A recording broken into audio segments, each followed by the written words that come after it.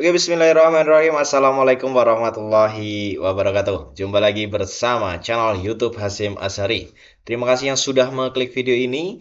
Jangan lupa buat teman-teman semua, yang pertama adalah bantuan subscribe, like, comment, and silahkan di-share supaya channel ini terus berkembang. Oke, sekali lagi terima kasih yang sudah mengklik video ini. Semoga seperti biasanya saya doakan semoga selalu dalam keadaan sehat walafiat tanpa kurang suatu apapun. Dan kemudian dimudahkan segala urusan, dilancarkan rezeki, dan dipermudah semua kegiatan yang dilaksanakan pada hari ini dan seterusnya. Oke, buat teman-teman semua, terima kasih yang selama ini sudah mendukung channel ini dan terus berkembang. Oke, ketika nanti mencapai 10.000 subscriber, kita akan memberikan giveaway kepada teman-teman semua. Dan juga untuk penayangan 100.000 kali ditonton ya. Oke, buat teman-teman semua, kali ini kita seperti biasa masih dalam bahasan bahasa Melayu Malaysia dan juga bahasa Indonesia. Oke, buat teman-teman semua, tanpa basa-basi kita akan menonton dulu sebuah video sebelum kita reaction. Setelah nanti kita tonton, silahkan teman-teman semua berikan tanggapan terbaik kalian di kolom komentar ya. Video kali ini adalah nasihat ya, nasihat nih. Nasihat sastrawan Indonesia kepada Malaysia bagi memartabatkan bahasa Melayu ya. Maman S. Mahayana. Oke, buat teman-teman semua kita langsung saja klik videonya. Selamat menyaksikan ya. Nasihat sastrawan Indonesia kepada Malaysia dalam usaha memartabatkan bahasa Melayu. Memang tidak dapat dinafikan bahawa kebelakangan ini bahasa Melayu menjadi topik perbincangan dalam pelbagai forum. Bercakap tentang bahasa Melayu tentunya tidak boleh dipisahkan dengan bahasa Indonesia kerana penuturnya paling ramai. Di samping itu, perkembangan pesat bahasa Indonesia menyebabkan bahasa Melayu di Malaysia semakin jauh. Ini boleh menjadi contoh bagi Malaysia dalam usaha memartabatkan bahasa Melayu.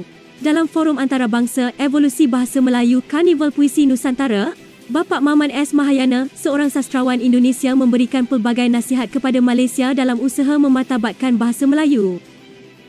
Untuk di Indonesia itu kami merasa yakin bahwa selama Indonesia ada, selama itu pula bahasa Indonesia akan ada. Yang pertama, bahasa Indonesia berfungsi sebagai bahasa persatuan antar etnik ya. Dan yang kedua, ada perundang-undangan bahasa. Di dalam undang-undang bahasa itu, dan itu disetujui oleh parlemen ya, diputuskan oleh parlemen.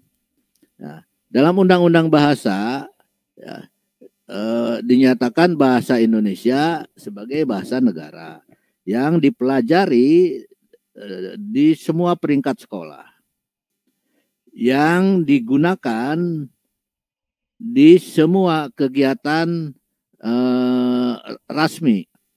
Bahkan juga istilah-istilah Inggris, istilah-istilah asing itu di-Indonesiakan. Nah, di dalam pidato kenegaraan, misalnya presiden, dia harusnya menggunakan bahasa Indonesia, tidak menggunakan bahasa Inggris. Dan itu dinyatakan di dalam undang-undang. Nah, hal yang paling jelas sebetulnya itu pada zaman Presiden Soeharto. Presiden Soeharto di dalam forum apapun dia akan menggunakan bahasa Indonesia. Itu sebetulnya untuk menunjukkan bahwa kami sebagai bangsa punya bahasa dan inilah bahasanya. Nah, bagaimana sekarang kondisi di Semenanjung Melayu? Saya kira hal yang penting adalah kemauan politik.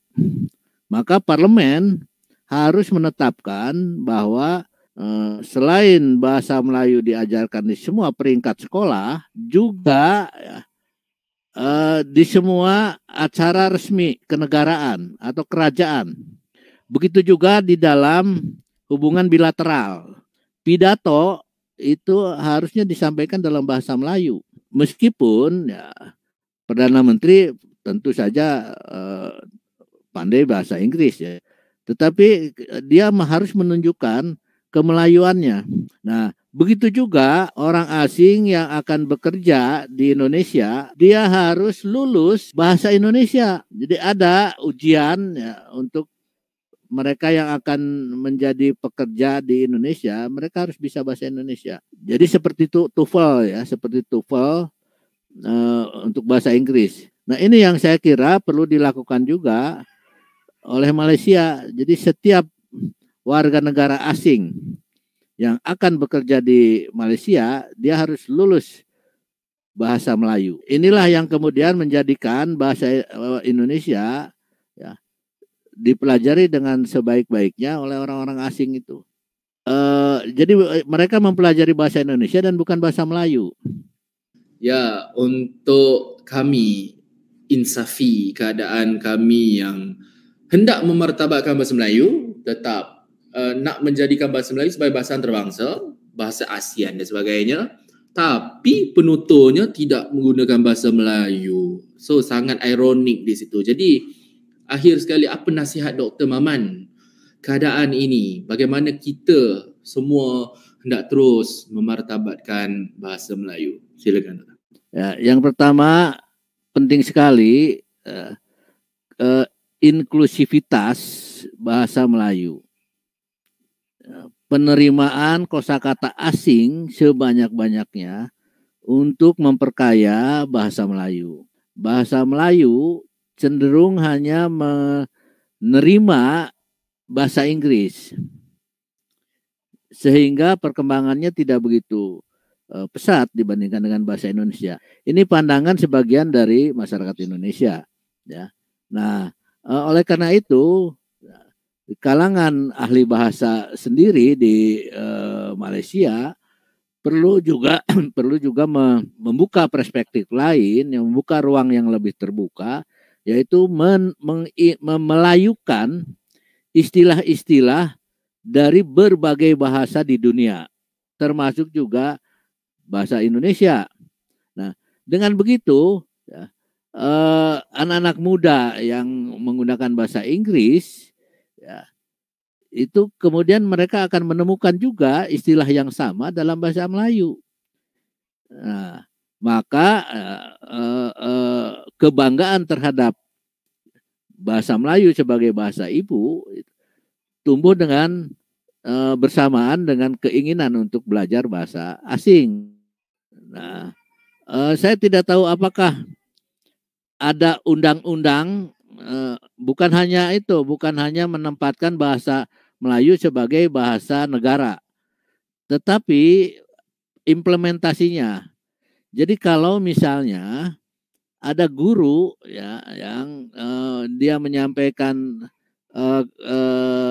ceramah resmi dalam bahasa Inggris misalnya, dia boleh mendapat sanksi atau boleh mendapat hukuman. Kenapa? Karena dia tidak menghargai bahasanya sendiri. Nah, hal yang juga penting dikembangkan adalah bagaimana karya-karya sastra, karya-karya intelektual dalam bahasa Melayu yang dapat membanggakan masyarakat Melayu sendiri. Nah, sekarang ini saya kurang melihat ya bagaimana sastrawan muda di Malaysia ya menggunakan bahasa Melayu secara ya, menulis novel dan kemudian yang menggunakan bahasa Melayu secara lebih kreatif. Itu berbeda misalnya dengan angkatan Asas 50. Samad Said itu novelnya Hujan Pagi itu kaya sekali bahasa Melayu, dan bagi kami di Indonesia tidak kesulitan memahami bahasa yang ada di dalam novel itu.